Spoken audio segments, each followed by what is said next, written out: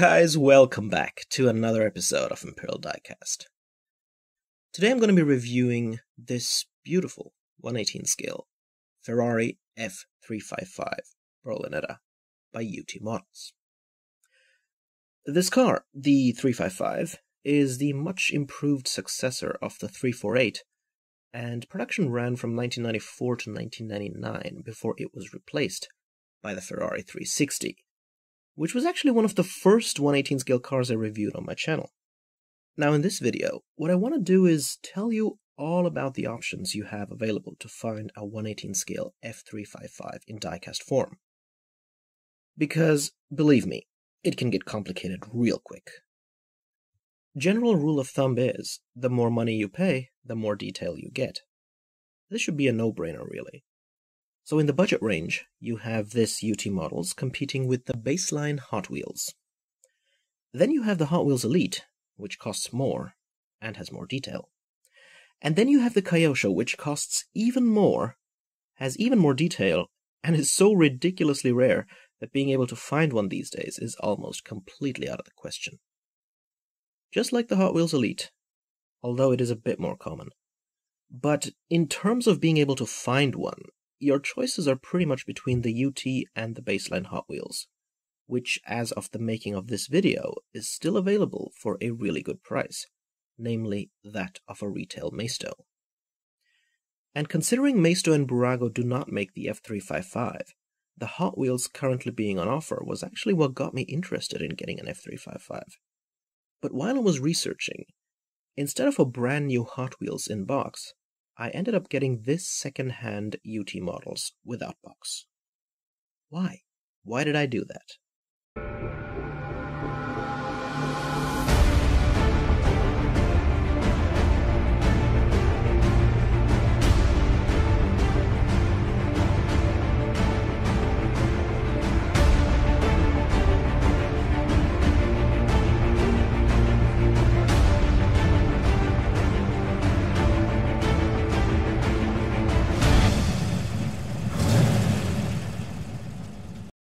Now, UT Models is a company that went out of business sometime in the early 2000s.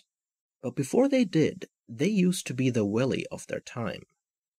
They were making 1/18 scale models that sometimes were a hit and miss, but at other times definitely had more detail than the Buragos and Maistos of the day, but still in the budget price segment. And now that they've been out of business for over 15 years, their models are becoming harder to find, and therefore more desirable collector's items. So UT made the Ferrari F355 Berlinetta, which is this hardtop coupe. They made the F355 Spider, which is the convertible, and they made the F355 GTS, which comes with a removable targa top, like on the Ferrari 348 TS. While the hardtop coupe and roadster are still easily available, the GTS has become quite rare and is usually priced at around $100. UT Models released the Ferrari F355 in red, in yellow, and in black. And in total, they made 10 different versions of the 355.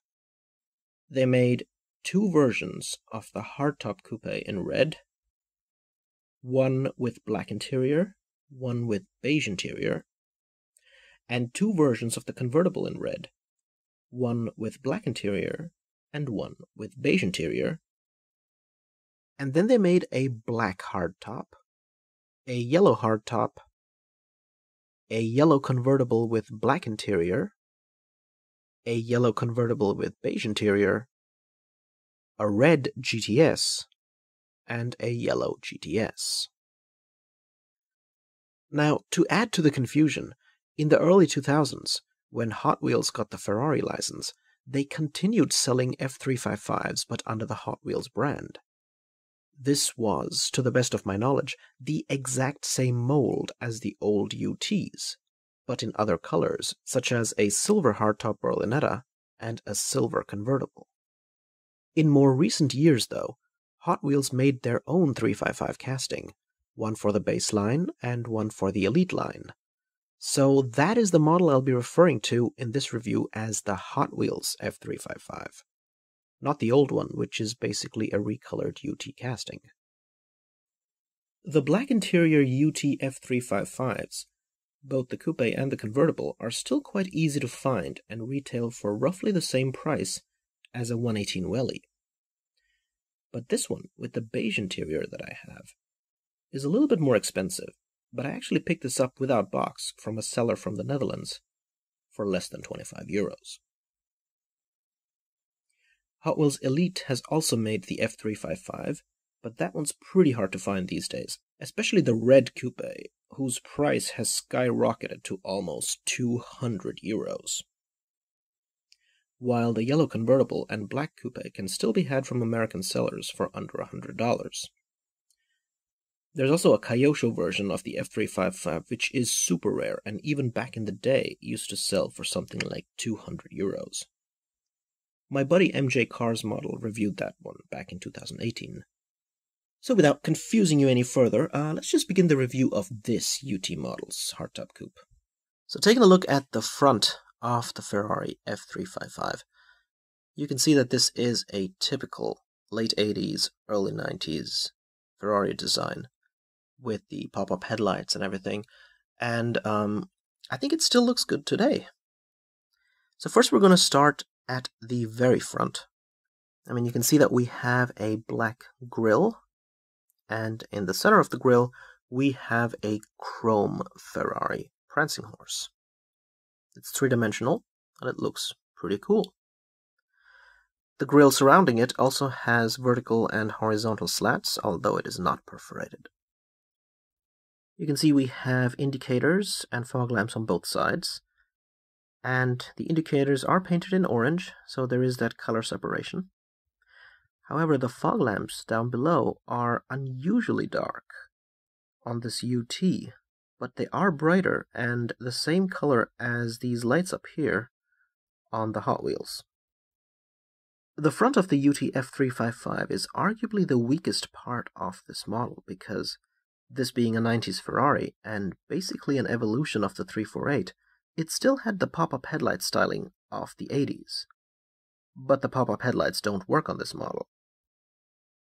Now, don't tell me that that's something you cannot expect in the budget segment, because budget manufacturers like Mira and Tonka Polistil also made Ferraris like the 348 TS and the F40, and they actually did have working pop-up headlights. But in the 355's case, you gotta get either the Hot Wheels Elite or the Kyosho for the pop-up headlights to work. And just like on the baseline Hot Wheels, the front trunk does not open here on the UT either. Which is unfortunate, because this car came out after Burago had already released their 348 TB, which had an opening front trunk, opening doors, and opening rear engine bay cover. And this is UT Models, a company that made higher quality stuff than Burago, and was also at a higher price point. So, why seal the trunk? This would have definitely been openable if Burago had also made the F355. But if I remember correctly, the time period when the 355 came out, the mid-90s, was also the time when Burago lost the Ferrari license and wasn't allowed to make any more Ferraris in 118 scale until they were given the license again sometime in 2014 or 2015. So in this time period of about 20 years, any and all Ferraris that came out in real life were allowed to be turned into 118 scale models only by Hot Wheels, Hot Wheels Elite, Hot Wheels Super Elite, and UT Models. I don't know if BBR and MR had the Ferrari license during this time as well. I don't know much about the history of those high-end resin manufacturers. They most likely didn't exist back in the day. But yeah, just a brief history lesson right there, revolving around the time UT took over Ferrari from Burago in the mid-90s. And then ended up going bankrupt just a few years later in the early 2000s. So there aren't a whole lot of UT models around, which is why they're somewhat harder to find these days than your typical Buragos from the 80s and 90s that are still easily available on the market. And here we are at the side of the Ferrari F355 by UT models. So perhaps the biggest improvement, or I should say difference, between the 355 and its predecessor, the Ferrari 348, is that the Testarossa-inspired side strakes the 348 used to have here have been replaced with more conventional-looking air ducts. So remember when I was showing you the front of the 355 and I said that the UT and the baseline Hot Wheels were pretty much the same? Well, as we move on to the side, the differences start showing up. In total, there are 6 advantages the baseline Hot Wheels has over the UT, and 8 advantages the UT has over the baseline Hot Wheels. But we'll start with the 6 advantages of the baseline Hot Wheels first. 1. The indicator right here is an actual separate piece, which is always a good thing. But here on the UT, it's just an orange painted bump on the bodywork, just like you'd find on a Burago Ferrari. The second advantage of the Hot Wheels is that the key lock is also a separate piece, painted in silver. Here it's again just a bump on the bodywork that is painted in matte black.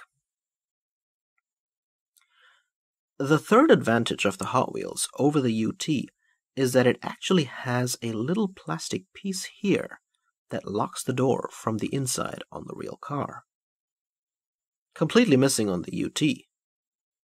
Now, I've mentioned 3 advantages the Hot Wheels has over the UT, and I will get to the remaining 3 later. But now I want to list the pros of the UT over the Hot Wheels, and there are 8 in total. We'll start with the fact that this raised bit here and the frame of the window, as well as the triangular surround of the side view mirrors, are all painted black on the UT. But on the Hot Wheels, they're in the same color as the bodywork. Similarly, these vents here are painted black on the UT, but remain body color on the Hot Wheels. I'll list all of that as one improvement. A second big difference between the UT and the Hot Wheels is that the brake discs are silver on the UT. So they're clearly visible here, while on the Hot Wheels, they do exist, but they are black, and therefore on first glance you'd think the model does not have any. So returning back to the advantages of the Hot Wheels over the UT, the fourth advantage of the Hot Wheels is that its brake discs have holes. And the fifth one is that it also has brake calipers, although they are black and hard to see. But there are no brake calipers at all on the UT, and its discs have no perforation either. But at least they're visible. But it's not just the lack of holes that bothers me. If you look closely, you can see that the discs also have a dent, and the interesting thing is that all 4 discs have this. So I can't really call it a singular flaw on the model, but more like some factory defect that might have affected an entire batch. My buddy 8K Ratch reviewed this car about 2 years ago, and on his model, I did not notice these dents on the discs, so it's kind of weird. What's also interesting is that the UT Ferrari 355 convertible actually does come with brake calipers, as you can see in this picture. And the UT Ferrari 355 GTS comes with brake calipers, and the brake discs are ventilated as well. So this UT Ferrari 355 Berlinetta, our hardtop, actually has the worst looking wheel setup of all 3 UT variants of the 355.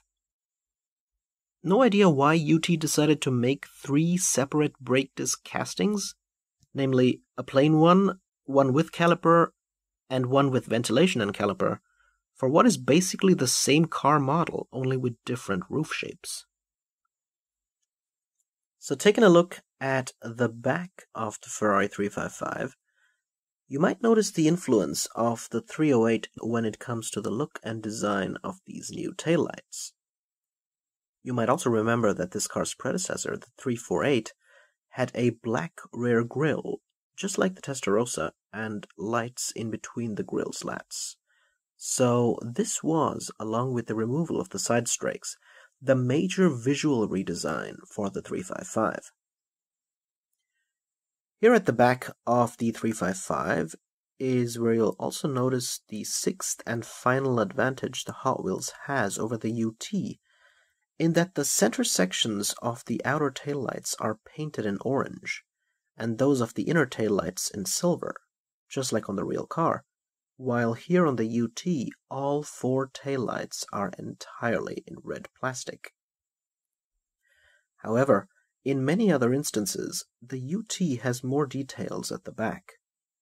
Continuing with the third advantage it has over the Hot Wheels, its exhaust holes are painted in black, and they also have proper depth, while on the Hot Wheels, they're just matte silver on the inside as well.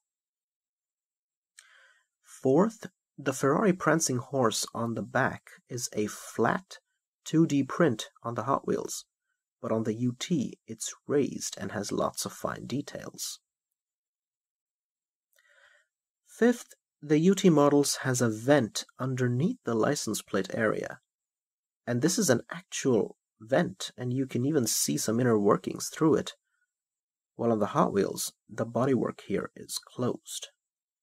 As we move further up, you'll notice the sixth advantage the UT models has over the Hot Wheels, in that the Ferrari branding on the engine bay cover is raised lettering. And seventh, you'll notice the individual vents on the engine bay cover are perforated instead of being covered by a black plastic mesh.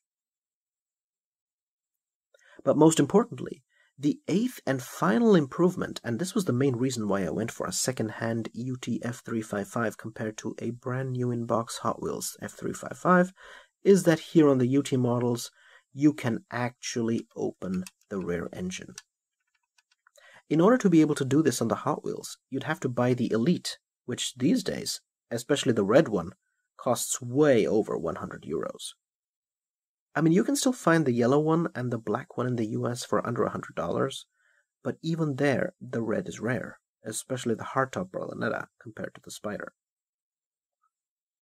So taking a closer look at this engine, you might notice that it actually looks a little different to the one on the Hot Wheels.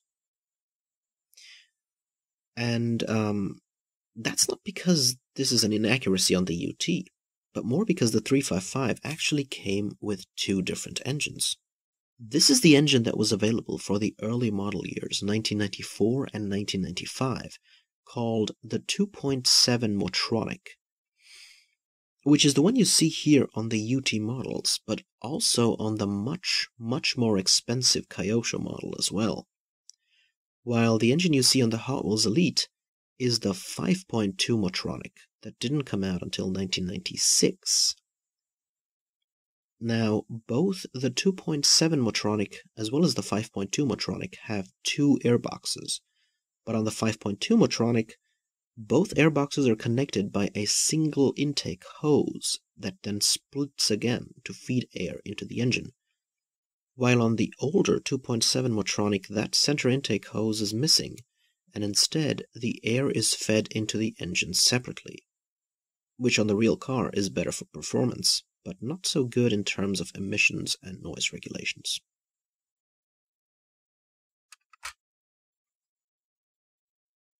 Remember how I said that the opening engine bay was the main reason why I went for this second-hand UT without box instead of a new in-box Hot Wheels?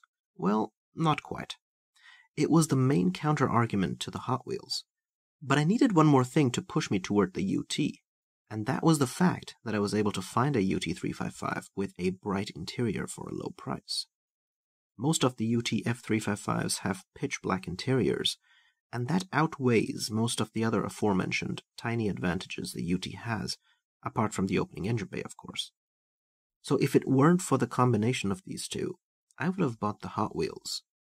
But the bright interior and being able to get one for such a low price convinced me to go for this UT. So let's take a look at the interior and see what difference it makes to have a bright interior. So here's a look at the interior of the Ferrari F355 by UT models. You can see that it is very retro, but at the same time, looks really nice. We've got the F355 branding on the glove compartment of the passenger side. We've got these air vents at the top, They have like a grille texture on them.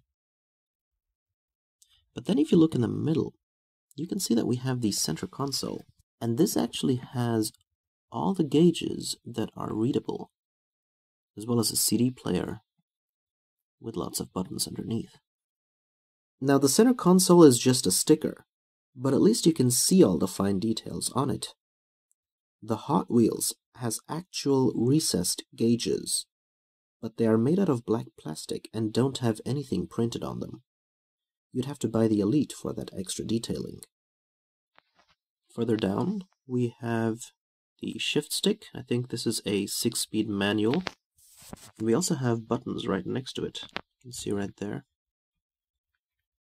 We have 2 crossed flags and some dials. A little storage compartment there. So, quite bare bones, but at the same time still beautifully designed. And over here at the back we also have a little bit of storage. Now taking a look at the seats, you can see that the seats have a really nice pattern on them, but they are not movable, they're completely static. And then if you look closely, you can see that they also have the prancing horse badging on the headrests.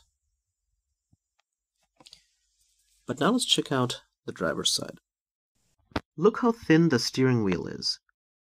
Okay, maybe it's a little too thin. But if you look at budget models, their steering wheels generally tend to be a bit too thick and small and plasticky and toyish compared to the proportions of the steering wheels on the real cars.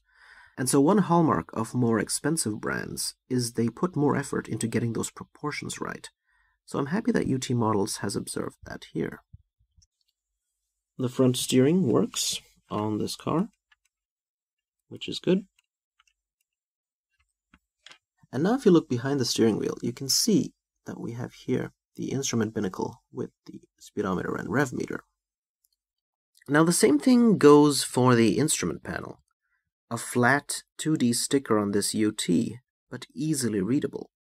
While the instrument panel is at least printed on the Hot Wheels, it is 3-dimensional, but it's harder to read the gauges because they have thick bezels. The stick shift and pedals are all painted in silver here on the UT, but remain unpainted black plastic on the Hot Wheels. Similarly, the handbrake is painted in black here, but remains entirely tan-colored on the Hot Wheels. The Hot Wheels does come with some black floor mats, both for the driver and front passenger though, that are missing on the UT. Another detail present on the Hot Wheels is that there is a seat adjuster somewhere here, which is missing on the UT. So that's 2 more advantages for the UT over the Hot Wheels, namely the painted gearshift and pedals and painted handbrake, and 2 more advantages for the Hot Wheels over the UT, namely the black floor mats and the seat adjuster, bringing the total to 9 versus 8, therefore still making the UT the winner. And here's a look at the bottom of the Ferrari F355. You can see here in the middle, it says UT Models, 118 Ferrari F355. And here we have some really nice details for the engine. I mean, you can see that we have this rear differential, I think. The mufflers, I believe that's some kind of gas tank there. Decent amount of depth. So yeah, pretty nice. Well guys, that does it for the review of this beautiful 1/18 scale Ferrari F355 by UT Models. If you're interested in more modern classics, please do watch my review of the Ferrari Testarossa, the legend from the 1980s, or my review of this exact same Ferrari F355 but in 1/24 scale and as a convertible by Maisto. As always, thanks so much for being a part of my channel, and I'll catch you in the next video. This is Imperial Diecast, signing out.